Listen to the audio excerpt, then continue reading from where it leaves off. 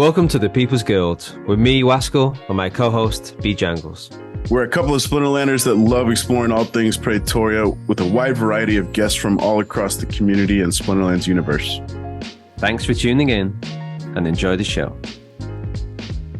All right, welcome back to the People's Guild. Another week, another episode, and yet another fantastic guest. He's a fellow content creator, fellow YGGer, fellow expat living outside of his homeland.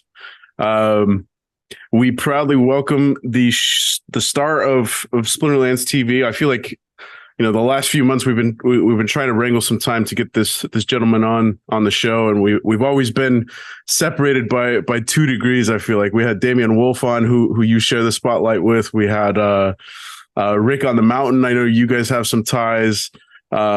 We had Rogue Patton on a couple of months ago, who you share the spotlight with. So we're finally getting the real deal in getting you on the show. So without further ado, we proudly welcome Damour to the show. Damour Demarier, welcome to the show, man. Thank you for having me. It's awesome being here. So Ben mentioned about you being an expat. So I'd be interested to find out a bit more about that. Like, you reside in Thailand, and it's a country. When I first started traveling, when I left the white cliffs of Dover, Thailand was the first port of call, and it was crazy, man. Just like landing in there.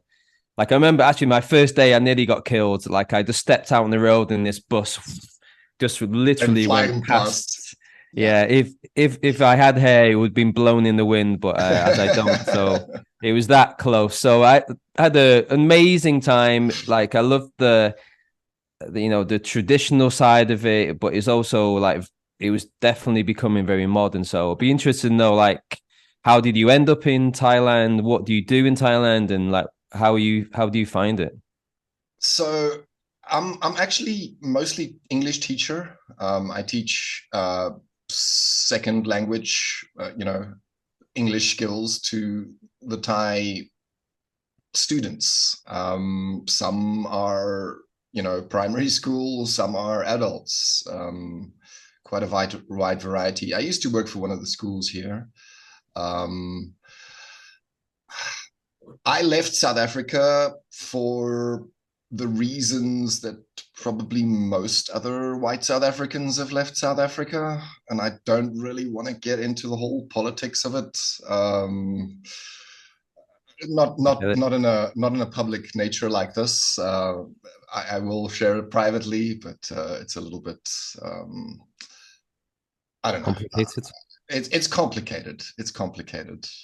Well, let's focus on Thailand, and I think, Waskel, I'm sure in your years. So I should have introduced the podcast that way as well. A fellow English teacher abroad, pursuing the education of, in most circumstances, the next generation. So cool to have that in common as well, Damour. But yeah, like I was saying, Waskel, I think we've I'm sure I speak for both of us in saying we've come across some South Africans here in Taiwan, and I had some buddies spent some time in New Zealand, about 18 months, and one of my very good buddies' coworker was a South African as well. But where in Thailand are you, and how long you been there? So I'm not really in a touristy area. I stay in Ranong, which it's not Rayong, where Pattaya is. So it's not a touristy area at all. Exactly there. So tell us, Damour, how long have you been in Thailand? Has Ranong been home for the entirety of that Thailand? Not at all. I started out in Hua Hin, which is very touristy, but that's where I got my TESOL certification, and also where I met my fiance, almost wife. Congratulations. And thank you. And then right after the certification, I went up northeast, way up in Isan, Sisaket, which is very close to the Cambodian border. You know, very Khmer, I think is the way you say it. The kind of tribes in and around Cambodia and that area of Thailand, right? The Khmer language is still, I believe it's one of the, you know, previous empires, I suppose, that dominated that area, is the Khmer Empire, right? They're the ones that built Angkor Wat. They're the ones that built many of the temples that are built in that fashion, right? I think Angkor Wat probably being the largest temple complex on Earth. I'm not sure if you guys are interested in archaeology. I do find it quite interesting. I've been to Angkor Wat before, awesome. actually. Awesome, yeah, amazing structure. Mind blowing. Yeah. How about the like you said, like with Angkor Wat and the temples, like do you like specifically like plan out a time to go and visit these places?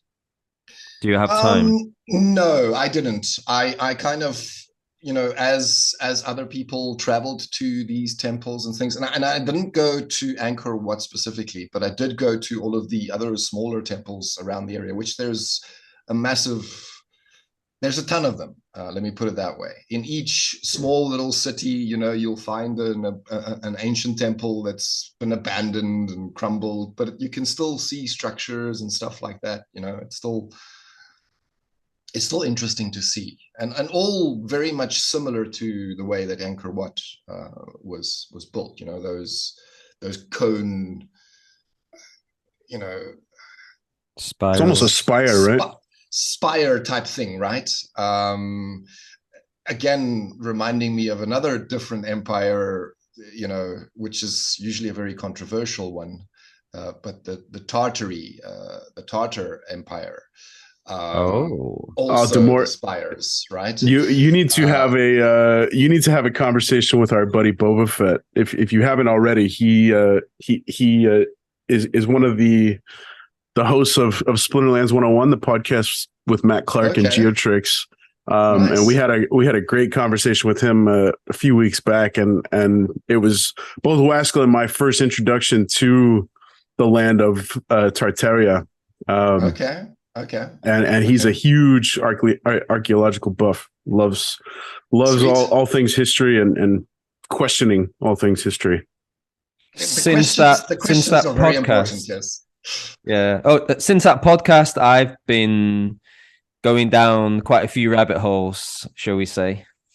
The rabbit hole is deep. The rabbit hole is deep, but also be very careful. There's a lot of fakery around it as well, right? So like fake photos and things like that. So it quickly steers you into territory that people like referring to as conspiracy theory, I suppose.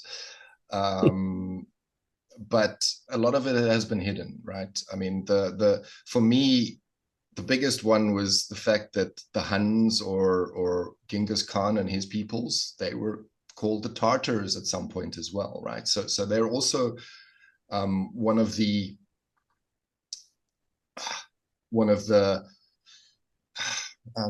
more recent history, I suppose, that is connected to that nation.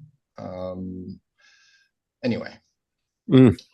Well, man, so I don't know if you're aware, Damour, but both Waskell and I are just a hop, skip, and a jump across the pond from you in Taiwan. And you know, us ignorant Americans, when I first moved here, you know, I told my buddies I was going to Taiwan, and the initial response was, "Oh, how are the elephants?" And you know, that I love that green curry, and I hope you eat all the pad thai. I was like, no, that's Thailand. That's not the same place. Yeah, sure. It's close.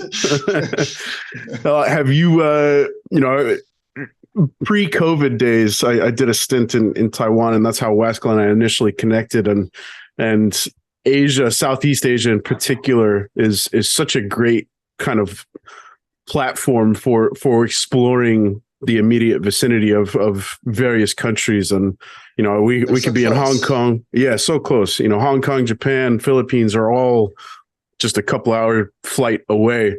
Exactly. Yeah, That is awesome. and yeah, that's what really blew me away, and the initial allure of Asia for me. Being an American, our history is still in its infancy, right? You Sure. guys hailing from South Africa and England, you guys have a Similar. bit of a longer history, but Well, relative to Asia, it's a drop in the bucket, right? So being that's the able to, thing. yeah, walking down the street and seeing an ancient temple right next to like a 21st century skyscraper is the ultimate dichotomy. It's such a fascinating place to be in the world and exploring. So, man, once things are completely back to normal, knock on wood, and COVID is 100% in the rear view, we'll have to make a little Splinterlands trip to one of these fellow Asian neighboring countries, or hopefully Splinterfest is going to be a good communal ground for us. I would love to see Taiwan. I'm not going to lie. It's definitely on my list of countries that I would love to visit. And yeah, I am calling it a country. I hope you guys don't get cut off from that because of that. But Taiwan is a country, okay? They deserve their independence, in my opinion. How do you find living in Thailand as a foreigner? Are they receptive to you? Like, have you embraced the language? I've tried embracing the language, so my vocabulary in Thai is fairly large, but the tone thing really throws me with the Thai. Like my wife will repeat 5 words to me, and it's the same word that she says 5 times.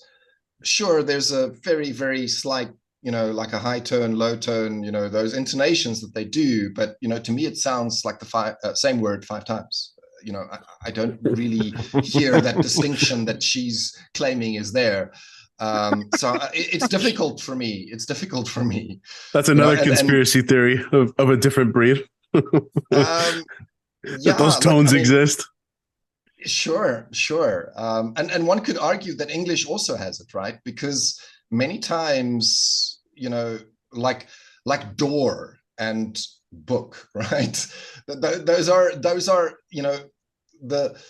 the book sound is not the same as the door sound, but it's the same letters, right? And why? Why is that? Why do we do that in English? Why do we complicate it so much? Why is the sound not the same, or rather change the door to 1 O, right? Because that's the sound you're making a O sound, the O sound, right? 1 O. Make it DOR, not 2 O's, because you're confusing people, right? Or have I got it completely wrong?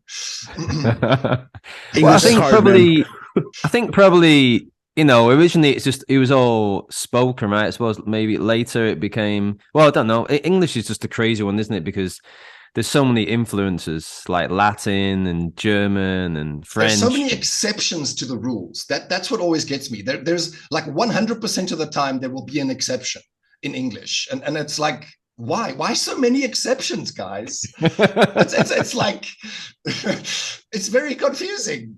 Well, as native speakers, we take it for granted, and we our ears are trained to recognize those mistakes, and it's very easy to snap onto the fluency of this is the correct grammatical path or phraseology. But when you try and turn around and explain that to somebody, no, it's like, in Chinese, there's a very common expression that literally translates to "there is no why," and that's the best explanation. Yeah, yeah, there is no why. It's just the way it is. So to get back to your original question, I think I veered off a little bit there. No, it's okay. The Thais are very welcoming. What is difficult is the bureaucracy, the red tape and the visas and the processes. But I think that's like everywhere. Bureaucracy is by nature, you know, that's what it is. It's complicated and difficult and a lot of hassle involved. I think on purpose, they try and make things difficult for everyone. But it's part of the process. Hopefully, once we get married, I think we finally managed to get through all the red tape now once I go back. I'm currently in South Africa, which is probably why the internet's so bad. Maybe something to do with that electricity not working. Yeah, I heard about like you get selective, like certain times it just shuts off, right? Well, it's like in 4-hour intervals. So you'll have power for 4 hours, and then you have no power for 4 hours, and then you'll have power for 4 hours, and you'll have no power for 4 hours. Is that deliberate? Is that the government trying to keep the power stations stable, or? So you tell me, if you have a company that you're running and you're stealing $1 billion, now it's $1 billion rand, so that's not equal in dollars, right? I don't know how much that is in dollars, but they're stealing $1 billion rand each and every month from the company coffers. And by they, I mean these cartels, right, that are connected to the provider. In other words, some of them are providing services to the provider, but through their sabotage of the system in order to provide them with a constant flow of jobs, there's always something broken, literally. There just isn't enough power being generated because everything is not working deliberately through sabotage. And yeah, it's a lot of money that's disappearing. I don't think any company can continue to function properly if the coffers are being robbed of $1 billion of their funds, right, every month. Well, it's just short-term gain, isn't it? Those guys are not looking for long term. Yeah, they're not really thinking of tomorrow. They're thinking of right now. But you know, it's going to reach a point of no. I think we're already there, to be honest with you, at the point of no return, where it's just it's going down the drain and it's going to be gone fairly soon. Is that time you said 4-hour intervals? Has that been increasing over the years? Like, was it like 1 hour? So they've got these like stages of load shedding, right? Load shedding is the term they refer to it, right? And currently they're on stage 6, which is fairly high up the, the levels available. I think there's 2 more levels above this, up to stage 8, I believe, but that's like catastrophic situation already. You've got hardly any power per day at that stage. But yeah, I mean, 2, 3, 4, 7 years ago when I left here, there was sometimes, and this was not a consistent thing, sometimes stage 1 or 2, which was 1 or 2 hours a day, which was, I suppose, doable, but still inconvenient, right? You want power all the time. You don't want power sometimes. I mean, I'm paying my bills. Why haven't I got power, right? And they've increased the prices, dramatically over the last 7 years. It's way more expensive, but you're not getting the service. You're not getting what you're paying for. Yeah, it's a nightmare. It's a nightmare. Yeah, when my friend told me about this, I met him recently for Chinese New Year, and I was just like, "What?"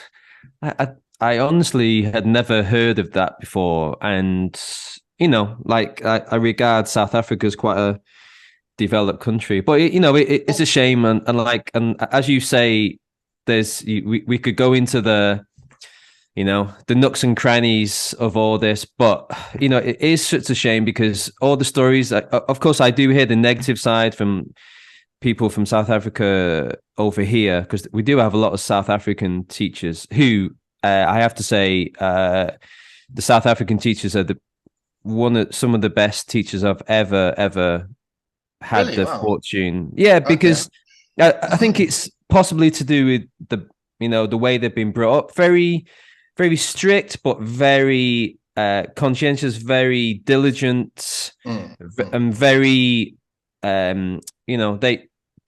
they just do what they should be doing. Do you know what I mean? Like, they do their work. They do their work. They do their work. They do their work. But like, I've just learned, I've worked with many, and honestly, as a whole, generally exceptional teachers. But as I was going to say, they also do tell me stories of how beautiful South Africa is. Like, I mean, yeah. If you take Cape Town, for instance, and the surrounding area around Cape Town, it is for me probably one of the most beautiful areas on earth, honestly. wow. The other areas, I suppose it depends on what you like. I mean, we've got mountains, like beautiful sunsets, that type of thing. We've got bush, so savanna. That's where the Kruger National Park is. If that's your type of thing, then I grew up in that area, in the mountains, like the foothills of the Drakensberg. Small little town called Ermelo was my birthplace. Very small town, not large population. No malls. It does have a mall now. It didn't have a mall in my day. But it's still the same town. Many people are still here. Many have left. Is it primarily agricultural economy? Agricultural / coal mine area. So lots of coal mines that provide coal to the power stations, or used to, right? Many of those ties have also been cut. Hurting the mines, and also I believe hurting the power station, because I think they're paying more for coal they're getting from elsewhere, where they could have gotten it on their doorstep. But that's part of the corruption and money flowing where it shouldn't be flowing, and getting wasted, right? part of the stealing. Yeah. So when is the big day? You said you're getting hitched. Are you going to be getting married in Thailand? Are you going to have it will big be old wedding, or? It's not going to be a big wedding. This is not my first wedding. It is not her second. It is not her first wedding either. I believe second in both of our cases. Mm-hmm. So we're trying to do it on the cheaper side of things. But a date hasn't officially been set. But when I get back, pretty soon after that, we'll do the signing of the paperwork and the court thing. Oh, you old romantic, Damour. You old romantic. I hear you. I hear you. It's not a. Anywho, my priorities have changed. I choose rather spending money on building a house rather than on a big wedding festival, if you know what I mean. Oh, sure. So is that is that the plan? You're going to be... Well, we've already got a little house built. It's not a big house, but it is ours. And we've, she's got her own little shop that she runs. She's a nail beautician. She does the pedicures and manicures. That's cool. So, like, what was it like? Did you actually build it yourself, or like you just no? Okay. We got people in to build for us. Not quite that hands-on. I wish I was. I would love to say I built my own house, but no, I can't make that claim. What does the expat ownership look like in Thailand? Are you a primary owner of said property? Everything's in her name. I don't have anything on my name. So if there's arguments and perhaps divorce in the future, yeah, I don't really have much legs to stand on. But I'm taking good thing you got those house building skills under your belt, then. Exactly. Could come in handy. Look, it is a reality that may happen. It may also not. I'm happy at this stage. Nice. Well, congratulations, man. That's exciting. I'm sure your wife is or fiance is very much looking forward to the ceremonial paperwork signing. Sure. Congratulations, man. How much longer are Thanks. you back home? When do you push up back to Thailand? So I'm here for a couple of months. I've been here already for 16 days. So another 2 months to go. Um, I'm flying back in May is the plan, halfway through May. Have you introduced your Thai friends and your family over there to the traditional South African braai? Has that made its way across the ocean yet? No, it hasn't. Largely because I'm not really much of a meat consumer. I used to braai a lot back home here in South Africa, but since my gallbladder removal, I have kind of stayed away from meat. My diet changed quite a bit, and meat was one of those things that I've cut. I do still eat it upon occasion when I'm eating at somebody else's house for their convenience, so they don't have to specially cook for me. But when I'm cooking for myself, it's largely vegetarian in nature. Uh, Yeah, with it's the funny. My friend regard fish as a vegetable in South Africa. Sure, and I do eat fish quite regularly. Actually, I do enjoy fish and eggs as well. I do eat eggs as well. Yeah. Um, so So not strictly vegetarian, I suppose, um, but yeah, the healthier meats or proteins, I suppose you could mm. say, is my choice. I want to ask, like you are co-host for the YGG Splinterlands podcast. How did that come about? And was it kind of like something that you've kind of dove right into that because you've got the podcast which you're going to be doing in an hour or so, and then you do the live streams at the weekends, right? So can you tell us a little bit more about that? Sure. So how it started was really just a conversation between, the other co-creators. We were just like, you know, would anyone be interested in starting a podcast talking about Splinterlands? And we were like, yeah, why not? And Wednesday is kind of the day we picked. Um, which usually ended up Thursday for me because of my time zone. So it was a Wednesday for America. So either in the morning or the evening, we alternated at the start. So an early show and a late show, which has now ended up only being a late show, which is why it ends up being Thursday for me. Thursday mornings usually fairly early.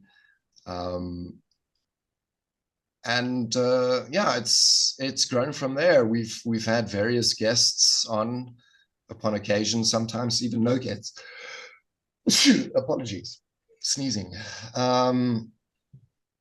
And yeah, then the weekend challenge. We first started. That was, I think, the first YGG Splinterlands show.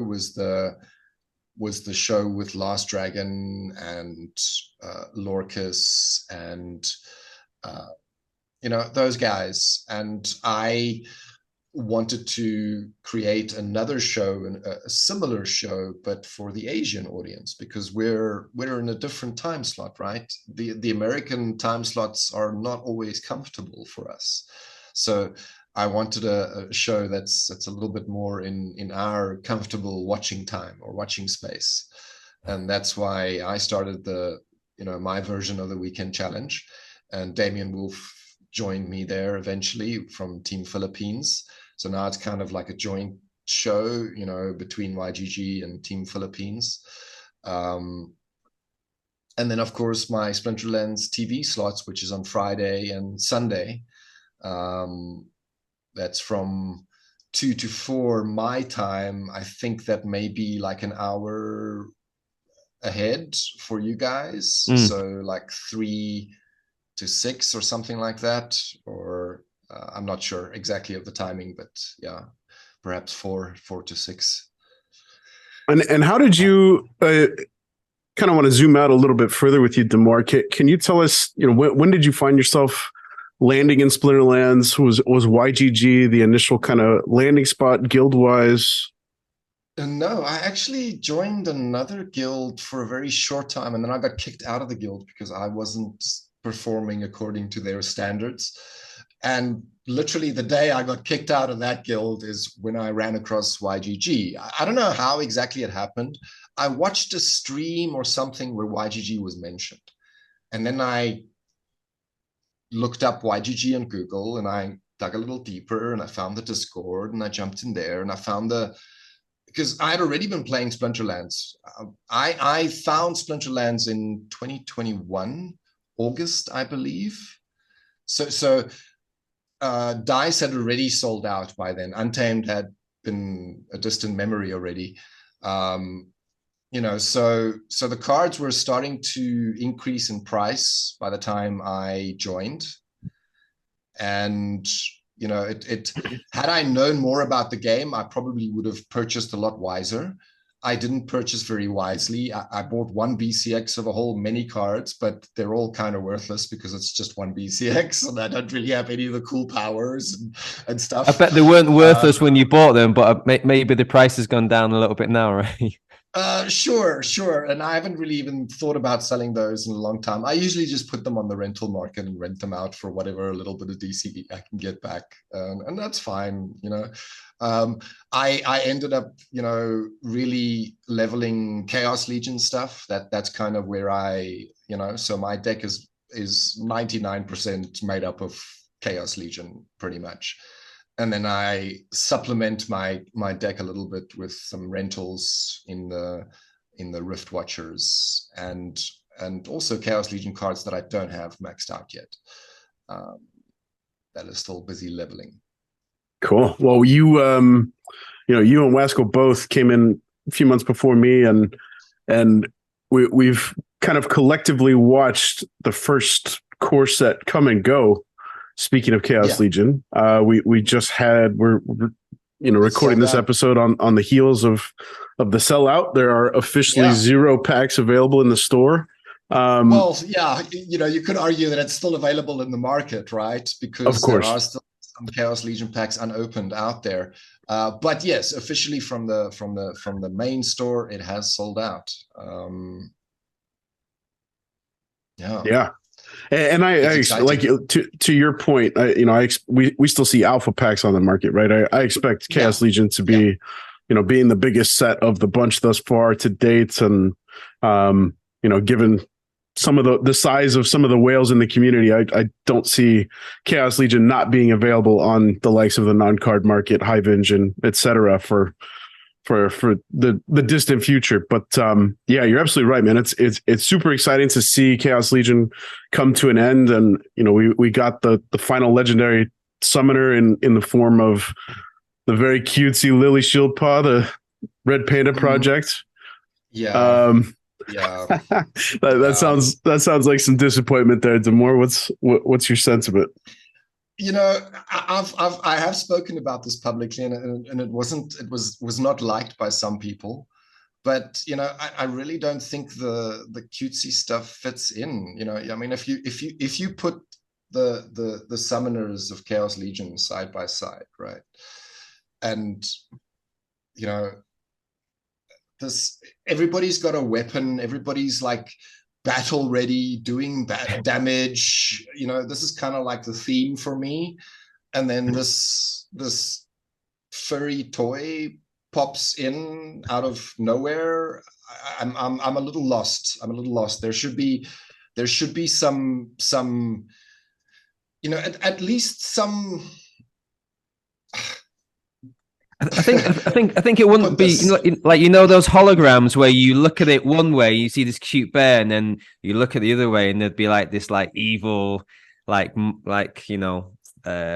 coming from within. Just like it's got like a little bit of an evil side to it, but unfortunately, the graphics aren't like that. It's a little bit lost for me within the collection. It's not really. It's not continuing the theme that I feel is kind of established already with the other summoners that's lined up here, right?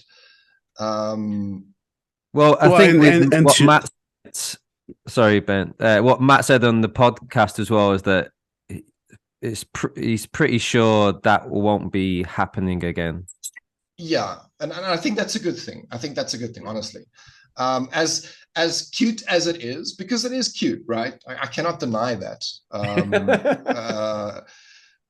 And you know, similar to the vein of Kitty, right? She's also a cute summoner.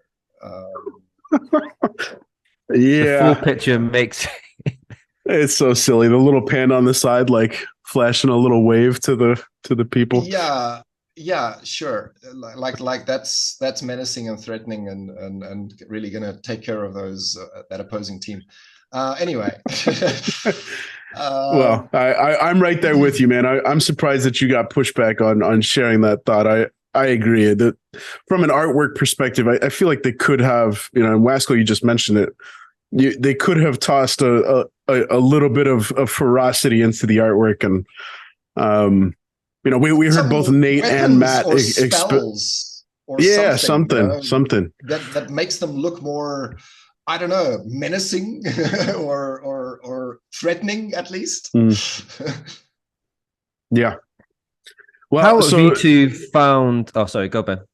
I was just going to say, now that we've got all of the Chaos Legion summoners on the table, Damour, and we were talking about this a little bit off air before we hit record.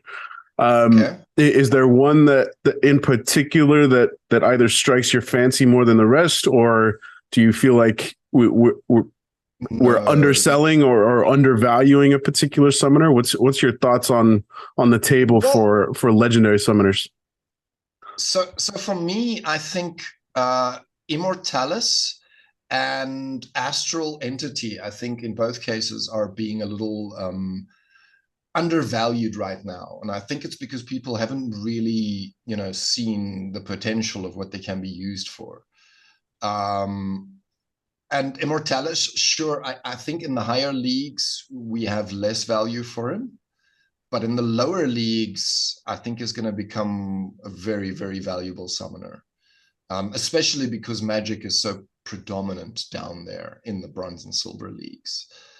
Because he counters Magic really, really hard, and when they've thrown all of their eggs in the Magic basket and you counter it 100%, they quickly struggle. They quickly struggle. You bring a silence to that, and I'm not sure if the Earth team has a silence at that level. I know the Goblin Psychic has silence, but I think it's only in gold that he gets it, if I'm not mistaken. So maybe it's not available there. But maybe there's another silence that you could bring that I'm not thinking of right now. Anyway, and then, you know, pairing things like the Lich, the ancient Lich with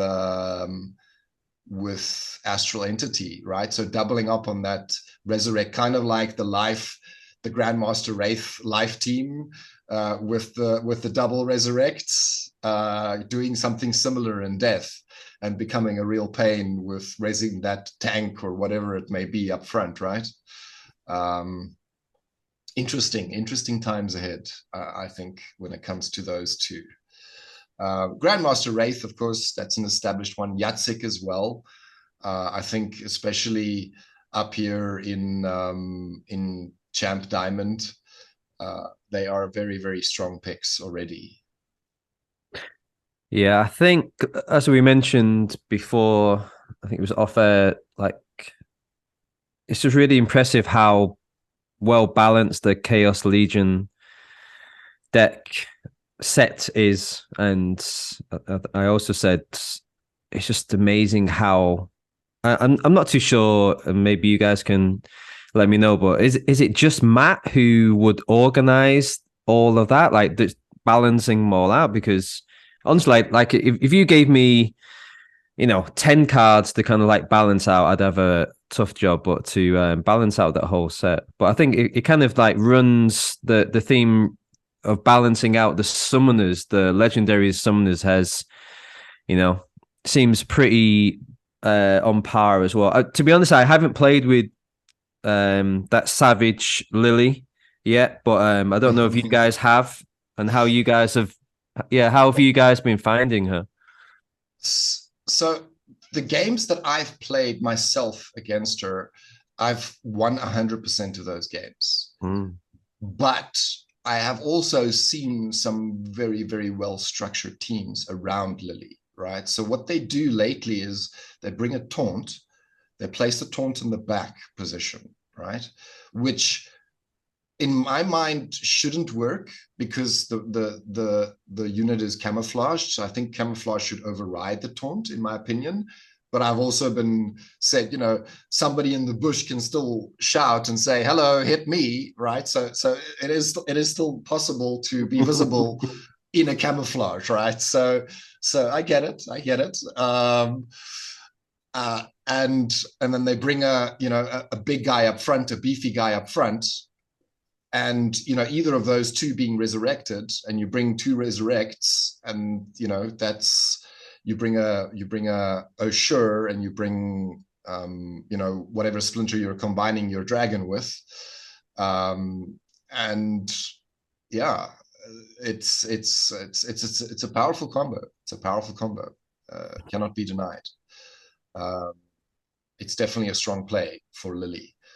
So yeah, I think time will tell where it ends up, how powerful it ends up being. I don't think they've been very careful not to create another kitty, right? So, and I think they've done a really good job in not creating another from any of the legendaries of the Chaos Legion set. There is no kitty there, but there are definitely, in certain situations, some of these summoners are pretty awesome. Well, I think that's to your point, and to expand on that a little bit, I think that's been the theme of all of our newer sets, including the Soulbound stuff, right? The making a variety of cards and abilities and summoners available that are not going to run away with any given rule set. You've got to focus the strategy, you've got to focus the abilities to fit the circumstance. Whereas, when Kitty Jotun first came out, I hear this through the grapevine, and everybody who was around during those days reiterates the same point, that it was just plug and play, especially with Jotun. You just toss Jotun in and you blast the opponent out of the water. And that's not fun for anybody. Nobody wants to play that. And they've been quite good in countering those with abilities, right? I mean, Reflection Shield is a thing now, right? And that's like a hard counter to Jotun, right? You bring those two Reflection Shields back and front, and they can't touch your team. It's awesome. It's awesome. It has really been countered with the abilities coming in through the Soulbound cards and through the Chaos Legion and Riftwatcher sets. Yeah, that's what I was going to say too. Is the so somebody like Pasibilis was just floating around the bottom of the barrel for legendary summoners for a really long time, and I think that was probably to counteract the really strong value that Kelia and co brought to the water team for a really long time. That's all you needed for bronze silver is a really strong Kelia team, and you can overpower most other teams. So Pasibilis is kind of the counteraction there. But then with some of the cards in the Soulbound collection, I can really start to see, and I've been victim of the power of Pasibilis with something like the Coastal Sentry and the Kulu, what's his face? Hunter. The Mine Hunter. Yeah, that's the one. Yeah. And being able to toss a melee attack onto something like a YGGer with a trample, oh my gosh, it's just game changer for Pasibilis. So I love the way that the team circles back, and we were talking about it earlier with something like Recharge and the power of Recharge to counteract something like a force field. But yeah, the team has done such a fantastic job of circling back to drive up the value of those cards that are pretty much overlooked, like Pasibilis. And Noah the Just is another great player to toss into the Pasibilis lineups, because as soon as you remove armor from the equation, that opens up that opportunity for trample and to trigger. To really start doing work. Exactly. No armor to block that shot. And you know, Possibilis' extra health helping there. You know, even if the armor is gone, you still have that 2 extra health. You know, just another shot, hopefully. Yeah, very underlooked, certainly. I think possibly one of the cheapest ones right now on the market when it comes to the legendary summoners, if I'm not mistaken. Yeah, he was. Which one is the cheapest of the legendary? Yeah, still Possibilis. Possibilis, yeah. Under $18. We'll see how much for how much longer. You know, I think because a lot of folks went really heavy into the Kelia water squad. Okay. You know, the demon shark, the flying squid, the deep lurker, the wave brood. Possibilis is a natural fit, especially if we're getting the supplemental and complementary cards like the Coastal Sentry, like Noah the Just for playing the game. That by itself boosts the stock for Possibilis. Indeed it does. Indeed it does. How have you found Lily, Ben? You've been playing with her, right? Yeah, in certain contexts, I love it, man. She is, you know, she immediately jumped to the top of the pile in terms of the value that the market assigned to her. And I think in part because it's Dragon, in part because Chaos Legion was coming to an end, but also, you know, I think the potential for a really strong summoner is there, and you know the meta is still trying to figure out how best to utilize it. But you know, one of my favorite plays is not to go the taunt route, because you know Lily by design creates a taunt with that in the front. Yes, correct. Exactly. Yeah, so tossing something like a YGGer with the self heal, tossing something like the Runemancer Kai with the life leech and a cleanse and a heal or 2 in the back behind Runemancer Kai. That just allows Runemancer Kai to absolutely blow up the opponent and get to 35 health before she gets to the front. And then she's an absolute nightmare to deal with. But in the same breath, you have to consider that Yasik is a great counter to Lily. And another credit to the team for taking the route of making camouflage targetable, or I guess touchable is a better way to say that, via scattershot. Sure. I think that was a good move. It needed a counter, right? In order not to create another kitty, right? It was a good move. I like it. It's also interesting you said about the price there, Ben. Like there are 141 copies on the market at the moment, but yet she is still the most expensive. Like even like, is it twice the price of Possibilis? Yep, pretty much. Sounds about right, yeah. 34, I think is what. Yep. So yeah.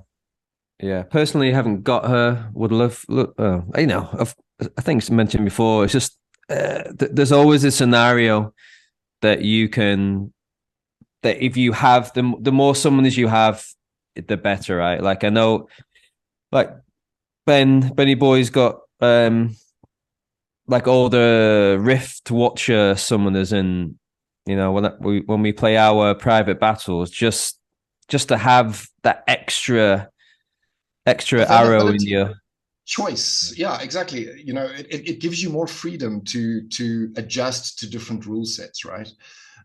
Because certain things just fit better in another rule set, right? So the more flexibility you have, the more ability you have to counter your opponent's play. Yeah, especially with the advent of the third rule set coming into play, right? I feel like that's really dictated the need to have the power of choice. You know, there's been times that you come across even Stevens magic only, and you have a choice of 2 splinters. About that, I really think there should be a limit to how many restrictions they get to put in, right? So I don't think there should be like 2 restrictions, like for example, magic and even Stevens, right? So because it reduces the amount of cards that's available to play so much that you sometimes can't even field a full team, right? In some cases. Other cases, it does work out. You do end up having enough because there is more availability. But I think it's very, very restrictive. I don't know what you guys take on that. The double restriction. It's a double whammy. Yeah, agreed. Yeah. Wasco, what's your take on that one? I don't know. I was just thinking then about the three rule set just in general, and to be honest, I'm just that player who just looks at it and just tries and chooses the best scenario. I kind of just view it. It's kind of like trying to break a code. When people were kind of up in arms about the 3 rule sets, but I kind of like it. It's kind of you just trying to kind of go through the maze and in your brain. I get it. And that is part of the enjoyment, right? Putting together a ranged only team with a tank, a ranged tank that somehow has close range, so he can shoot a little bit from the front and not be completely useless. I hear you. It does certainly bring another aspect to the game, and make things a little bit more interesting on the battle by battle. So it's not so monotonous. It's not so boring. Every battle is kind of unique in that way. I get it. There is definitely some benefit to it as well. Yeah, I was just going to say to expand on the benefit side of that. I feel like it forces some new strategy that we haven't seen before. I don't think in a ranged only match. I can't tell you how much I struggle with that until I saw somebody plug in something like a Naga assassin at the front, and it's tank by speed. Yeah, it's tank by speed. Yes, it's not tank by HP. It's tank by speed. Yeah. I'm gonna dodge your attacks and damage you with the backfire. So I love the kind of out of the box thinking that some of these restrictive rule sets, when combined, will force. But like you, I do feel there have been some that feel a little like, if it's no epics, no legendaries, odd ones out, plus ranged only, it's just, oh my gosh, how do you 3 restrictions, right? How do you field a team? Insane. Yeah, you can't. It becomes very, very difficult. And I think there should always be the ability to, at the very least, fill up a team, right? So there should be there's enough rule sets out there that you don't have to duplicate or double up on the restriction part of things. You could just put a poison in there, or an earthquake, or a holy protection, or something that is not restrictive in nature, but just gives stuff or does stuff. You get what I'm saying? I think I definitely agree with you that you should be able to still feel the full team, but if you can't, it just depends on your opponent, doesn't it? If your opponent is just still able to roll with 5 or 6 cards and you can only do 2, then that's not fair. Yeah, then perhaps you don't have a broad enough collection, right? You need to expand your collection a little bit. Maybe you don't have enough cards and you can't really be angry at the company for you not owning cards, right? I suppose you could. I suppose there are some people out there that are like that, but that's angst misplaced. I would argue. I agree. I was thinking, Damour, and I'd love to hear your thoughts on this. So melee only, I think is everybody can agree is the easiest to fill the full team regardless of mana cap. There's a ton of monsters that are melee only, odds, evens. It doesn't really matter. Most of the time, you're able to get a full squad out there. But with the magic and ranged only, I would love one of 2 things to happen. One, introducing the ability to play non-attackers in those moments. Which I think would solve the issue. Solve the tank issue. Or 2, we just see a greater influx in something like Rebellion of ranged and magic specific monsters. Putting more cards of that nature into the meta would obviously be a different solution to the same problem. Sure.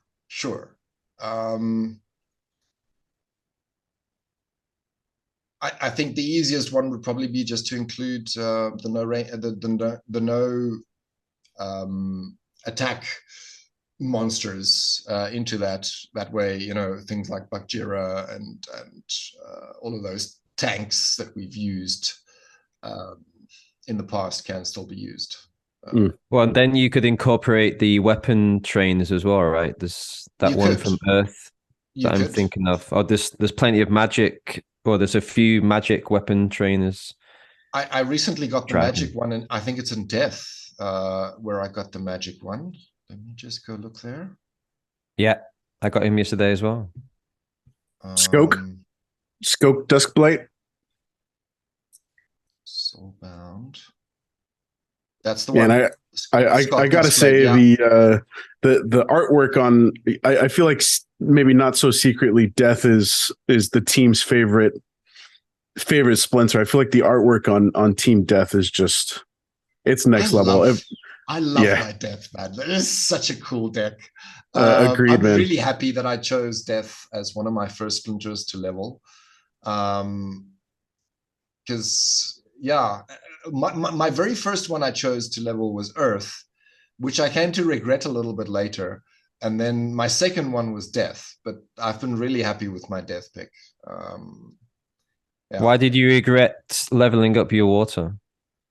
Not my water, my Earth. At first. But now I love my Earth team. In certain rule sets, there's nothing better than Earth, right? Specifically, like around the reverse speed, they become really, really OP in the reverse speed rule sets. Anything combined with reverse speed, it kind of works really great. Where Death counters the magic plays that often happen very nicely, and has lots of variety with range, magic, and melee. You can go any way you want to within the Death squad. Kelia, I love Kelia. Kelia's strong always. Very often I play my Kelia. That was the third Splinter that I leveled, and very happy with that one.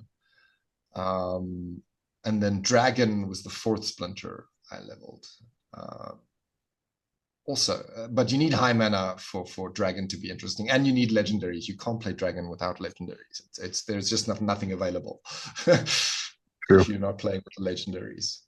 Yeah, Weskel and I have talked about this a little bit in the past, and I don't know if I've shared this thought on an episode, but I feel like slowly over kind of the disclosure of the full Earth Chaos Legion and Riftwatcher squad, and now with Soulbound stuff, Earth has become, in my mind, easily the most versatile of the Splinters. Sure. You've got Obsidian for magic, you've got Immortalis for anti-magic, and I feel like Immortalis is just such a well-rounded summoner. Being able to remove shield is, a lot of people were poo-pooing the shatter ability, saying, it's going to be useless, but it's just devastating. It's devastating. I thought it was perfect, countering Kelia and Lux, right, with the Wraith. +1 arm. And Wraith, exactly. So that's a very, very, very good balance for those summoners. And you think about the big tanks in the game that do not have shield are very far and few between. Bakjira, Almo, Wave Brood. Yeah. Mycelic Slipspawn. Otherwise, the things like Agor, Shield Bearer, Legionnaire Alvar, Grum, Demon Shark, all of these big tanks that we've grown accustomed to throughout Chaos Legion. Uriel is another one. Become vulnerable. Yeah, the shatter is just devastating, especially for Team Life. That resurrect is just rendered moot. One change I would like to see to shatter is having it really shatter on armor that it can't be repairable, right? Yeah. Because it's disintegrated, it's gone. There's nothing to repair. It shouldn't be able to be repaired. In my opinion, I think that is something that's needed as an upgrade to the shatter ability. I agree. And I think that will give Immortalis, even more kudos, right? I just think, yeah, for me, at the moment, he's one of my go-tos because, yeah, you can just use him in so many different scenarios. Just, yeah, the shatter, even with when it's like all melee, sometimes just having Immortalis available is just rock on. Yeah, and just to add to the versatility within Earth, I feel like Lob Lowland is such a great card with so much potential.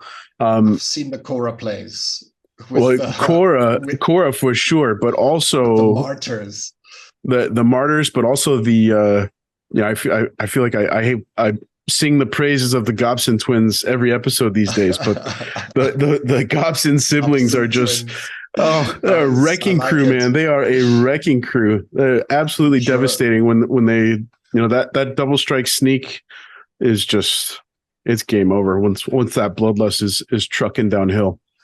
Sure. Bloodlust does bloodlust things. You haven't mentioned Fernheart as well, right? That's another. Fernheart's another twist to the Earth package, right? Allowing those Rangers, which there are quite a few of, I'll have you know, in the Earth squad, makes things very interesting, certainly. Mm. Well, even with range, honestly, I never used to touch range monsters, hardly ever. But recently, there's so many great range cards out there. Like, is it she's Earth as well? Is it the legendary? Everyone poo-poos her. Yeah, Isa the Fang. I love Isa. Yeah. Big fan. She's big an awesome fan. card. Awesome card. The scavenge, the stun, the sneak. It's awesome. It's awesome. Very, very handy. Yeah, we I think a lot of folks have forgotten we've got the next legendary Riftwatchers card is Earth ranged. The Redwood, that big tree monster that's hucking pine at the opponent. Right. That's just going to add to the value of something like a Fernheart. Oh, for sure. What's he bringing to the table apart from big damage? Is he slow? I can imagine he's a slow guy, I think. I was just looking for the stats. I can't seem to find them. Oh, here we go. Let me just go all cards under. I don't think it appears yet, but it's yeah, you're right. Yeah, look at that, man. Reflection Shield, True Strike, Fury, and Piercing. Whoa, that's just a beast. So even with the slow speed True Strike, right? So it's always going to hit the Reflection Shield, which is awesome, anti-tank, and then going through armor, which is always a bonus. Yeah, I mean, I think when we first saw Jared Scar come onto the playing field, True Strike and Piercing, the power that brings to the table, speed is really irrelevant, right? Bloodlust is the icing on the cake for Jared Scar, but the real power that gets Jared Scar the momentum is the True Strike with the Piercing. It's just a wrecking crew. It is. That's what makes him powerful. When he eats through those tags in the front like nothing. And I don't think, correct me if I'm wrong, guys, but I don't think Earth has another Reflection Shield monster. This would be the first, right? Yes, we've really been missing it. I've really been missing the Reflection Shield in the Earth, which is another reason I kind of have a little bit of resentment for them now, because I've grown to love the Reflection Shield in Death as well as in Water, right? So, yeah, definitely needed in Earth. Definitely needed. Oh, he's going to be a must, right? Sorry, what is that? I know there's True Strike, there's Reflection Shield, there's Piercing. What's that other one again? It's Fury. That's the double Fury. damage against taunt monsters. That's it. That's what I mean, double damage, man. Like he's going to be hitting so that's 12. That's 12 damage on the taunts, right? So that's ouch. That's ouch. With piercing as well. that is major ouch. Yes. Yeah. That is. And that's every turn, right? True strike. So there's no misses, no nothing. There's no Uriel's dodging stuff, right? I'm coming for you, bro. And I love that artwork. That artwork is so cool. Just big angry tree throwing the forest at you. Sure. So Damour, is that what you do then? You will just focus on focus on death and just focus on leveling that particular, I can't think of the word, that particular deck up. Is that what your strategy? Exactly. So I've deployed into the 4 splinters. I do have a little bit of fire, but not a full, not what I consider a full set of cards yet. And then life is the splinter that I have the least of, where I haven't really done any leveling at all yet. All I've gotten is what I've opened out of the packs, right, for life. The others were purchased, individual BCX cards purchased on the market, right? And sure, my Death, Earth, Dragon, and Water are not, they're not a full set. I don't have all of the cards. I do not have all of the cards, but I try to make up for what I'm short with by renting.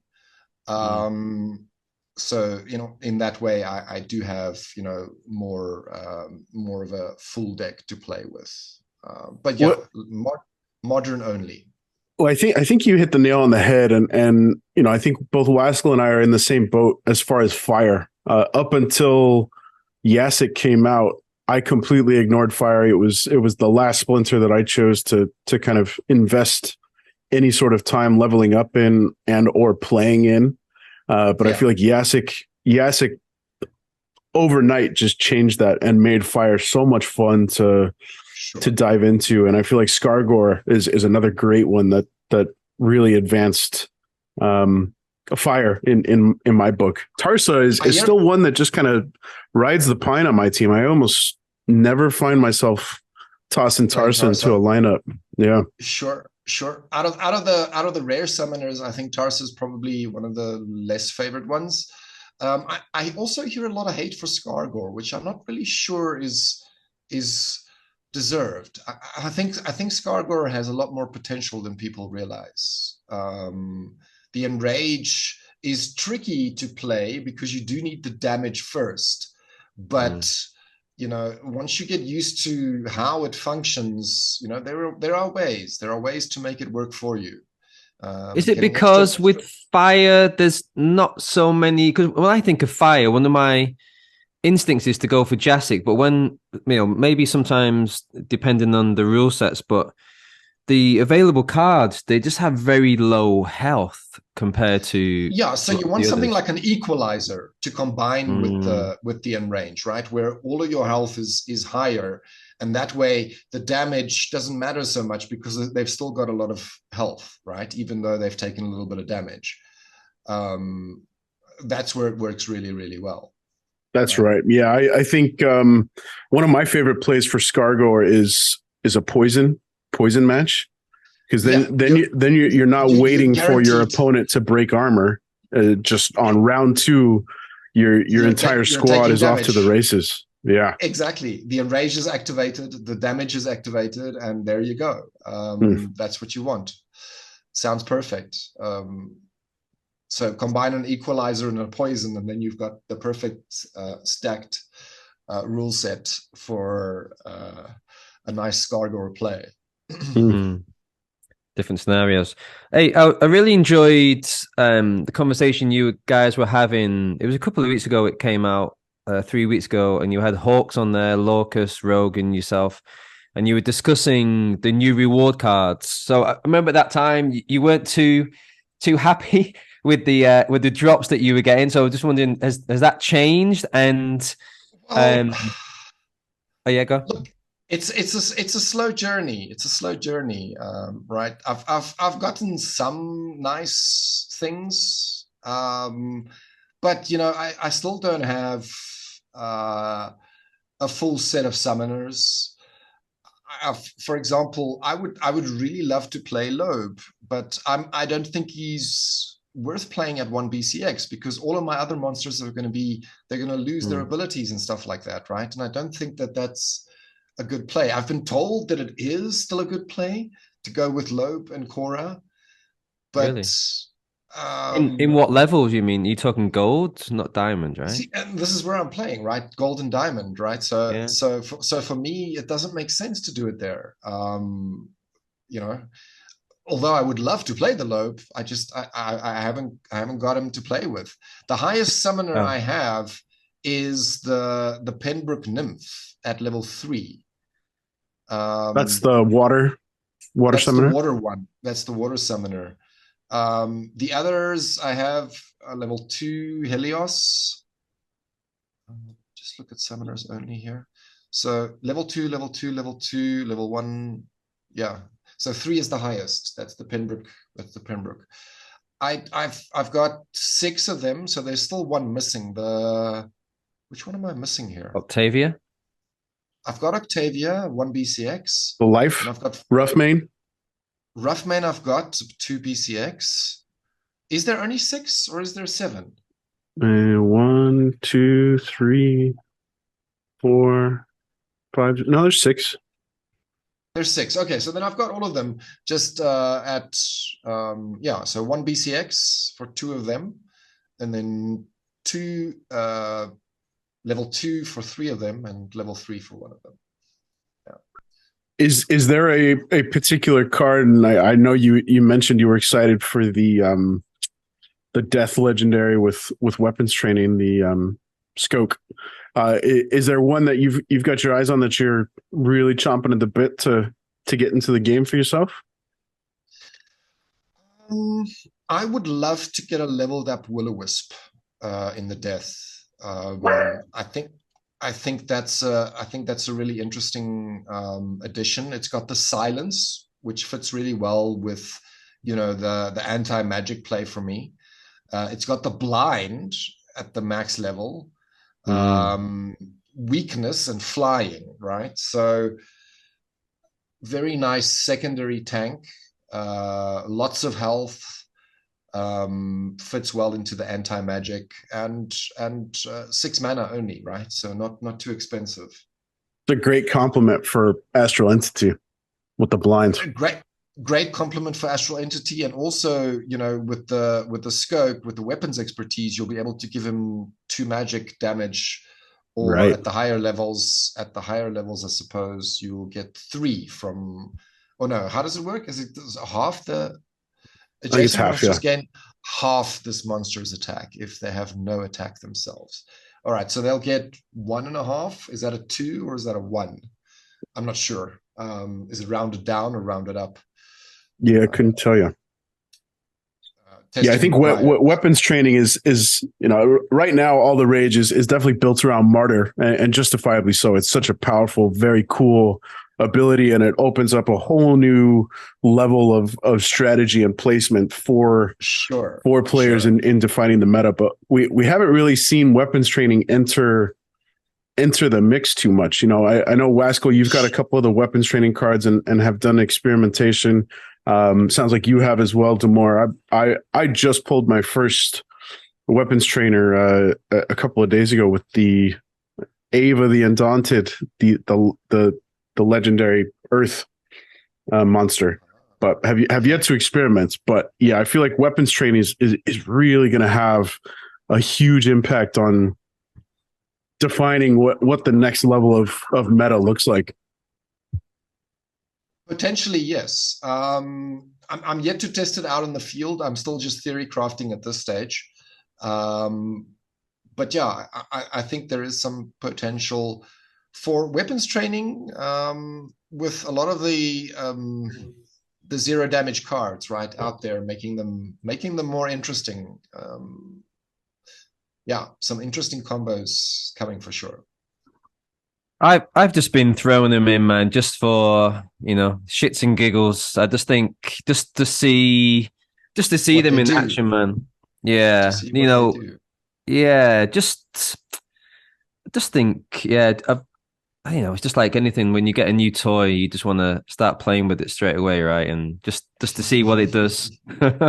Sure, Well, sure. I think you threw a Chaos Agent and Pellicor Conjurer at me Oh, the other day, interesting. Waskel, with Mm, your weapons training, and that's such a, you know, both of those cards are fantastic On common their own. cards in their own right. Yeah, But then yeah. you add in the mix of being able Weapons. to attack with those guys. It's a total game changer, man. It's going to be really fun to watch how the meta shifts with something like that, especially, and I think that's what's really going to change things for something like Lily.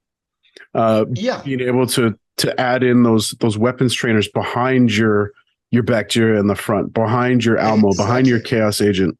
Yeah. Exactly. Well, I think you just got to make sure. Like yesterday, I played a game and my opponent, because you give the, you know, the cards next to you the abilities, right? But they get one less, and then, for example, that guy ran with quick, so they're, you know, this it's quite easily nullified. You just have to be careful, but you know, it's just what it is, isn't it? Yeah, look, I mean, there are counters to certain plays. So you do need to make sure that you don't get countered. If you do, sorry for you. But it does make those support cards more interesting, right? Because it now changes a support card into a damaging card, where before it wasn't really Yeah, doing or adding damage to your opponent. Now it can. Now it can. yeah. Um, Yeah, no, I agree with what you're saying there, Ben. I think it is. It definitely could be a game changer. But yeah, you guys were talking about the possibility, and I know it's something that's been banded around, the possibilities of just using these reward cards just for your deck. So I thought that was quite an interesting topic of conversation. Do you know what I mean? um, Like, is it going to be possible just to run a deck with these new reward cards? Certainly, look, I mean, I think in not too long a time, some people are probably already running some bronze and silver plays, with these things already. I've seen it sneak into tournaments, into the weekend Mm. challenge in particular, where we running the bronze and the silver tournaments, right? These soulbound cards are making a shakeup of the meta, right? It's new things are coming, especially the Loeb and the Cora play, right, with the martyrs, right? It's becoming a very very popular pick in the tournament plays. And we know why. Cora is Cora, right? So Cora things. Um, if you start stacking martyrs on top of her bloodlusts, it gets nasty very quickly.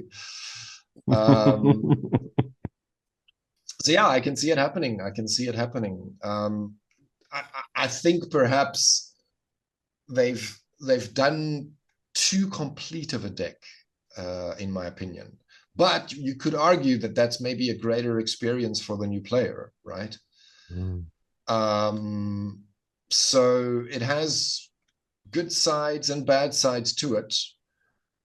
It is essentially making us a free-to-play game, though.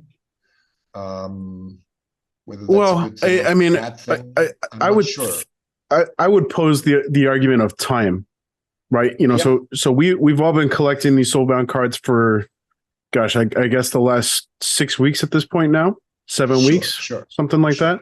Yeah, And I have yet to see, and Wasco, Damour, I would love to hear if you guys have seen, outside of the fungus flinger purely from Martyr, and the muskrat Mark's rat also purely for yeah. Martyr. I haven't seen a single soulbound card in Be coming to play. ranked, yeah, in Sure. ranked diamond or champ play yet. So And I suspect that will continue to be true for a few months. well, I've used some cards when there's like a really good fit, but it is few and far between. It is not a regular play to use the Soulbound for me at this stage, because firstly the summoners, I don't have the higher level summoners, and then yeah, as you mentioned, the monsters are fairly low level right now.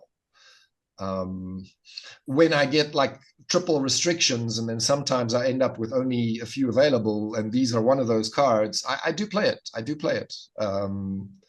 You know, I have used it here in Gold and Diamond in my rank play.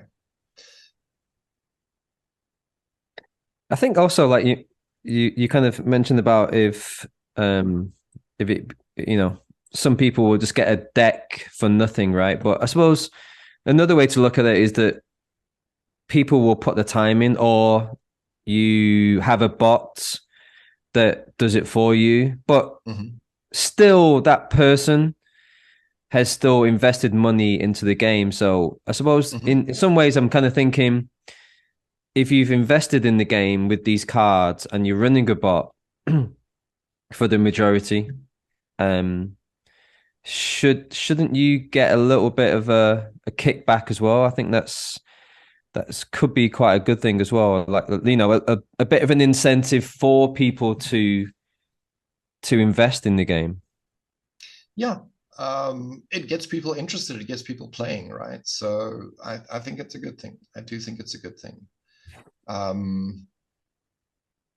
yeah. it's definitely you know, like me and Ben were just like buzzing with excitement, waiting for our chest to open up, like compared to before. Like to be honest, really care. Yeah. Well, not that I was more excited about getting merits.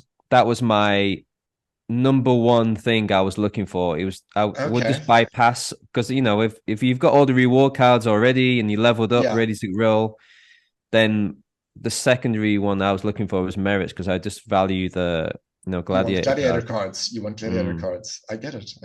Yeah. Makes sense. And I feel you.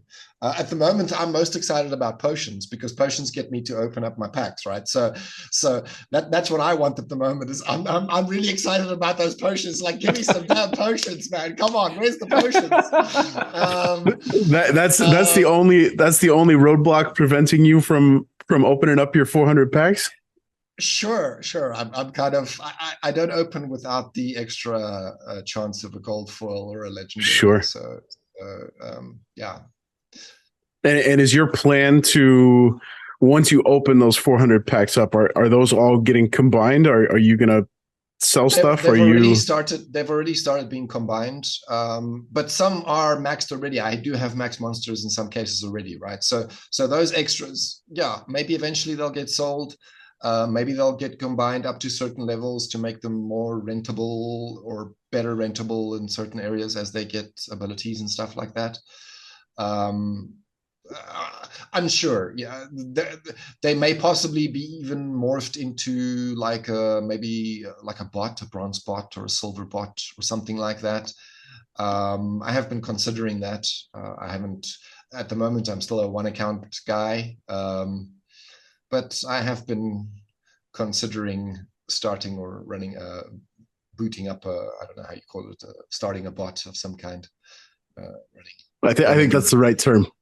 Starting a bot. Running somewhere in one of the leagues downstairs. Yeah. Hey man, I've never heard of anyone being excited about potions before, so thank you. that's my first. It's usually the opposite, right? But yeah, it's good. Well, sure, you know, it shows there's value throughout the game, right? Yeah, exactly. And you know, people value things differently for different reasons, which is great, right? That's one of the beauties about this game. There are so many different things that attracts different people. Yeah. So about the potions, Damour, have you disabled potions for your chests? I am not burning on chests. That is correct. So I'm losing out. I'm losing out on cards, but I'm consciously choosing to do so. I have been told I'm doing the wrong thing, and I should be really focusing on getting these chests buffed. But yeah, that is the choice I've made, and Wow. I'll die on my hill here. Well, I respect it, man, and I think especially if your ambition is to further bolster your own deck, which in turn is going to boost the amount of chests that you're able to accumulate throughout the season with those higher ranked cards. You know, it's a little bit of short term pain for some, you know, longer term gains is the way I look at it. I think your action is justified, I would say. And it's not going to be forever, right? I'm going through them at a fairly good pace. So, you know, I think in not too long a time, I'll be able to switch it back on and then get the extra cards or gold foils or legendaries in the chests.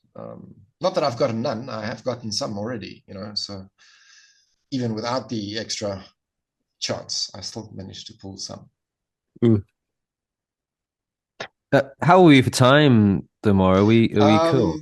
I should probably start heading out. I'm like 38 minutes late already.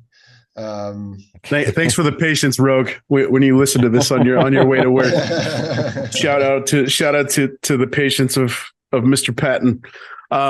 All right, Rogue. Well, Rogue. All right, Damour. Well, we really appreciate you taking the time. I know it's early morning out there in South Africa, so certainly appreciate you waking up early to get some caffeine via your tea and hop on for a good chat with us here at the People's Guild. And great finally being able to make it happen with you, man. I know we've gone back and forth for months at this point to square away some time. So certainly a big thank you from both Wasco and myself for you to finally make it happen at such an ungodly hour. You know, shout out to you for, I think it was 3 a.m. when you you flicked us a message saying you were ready to go.